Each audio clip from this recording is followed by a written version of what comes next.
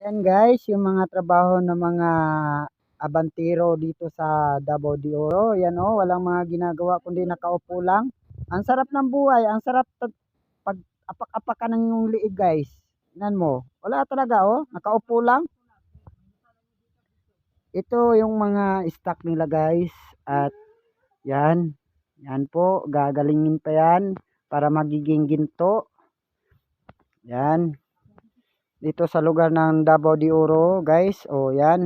Oh, ito oh. Yan oh, ang sipag oh, ang sipag. Nako, dalawa asawa nito, guys. Alam mo ba oh, dalawa asawa nito.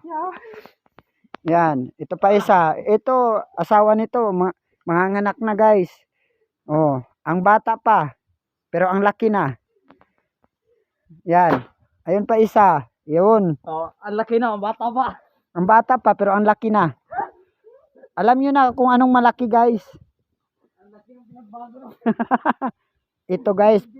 Ito. Ito ang lupit to. Tingnan mo guys oh.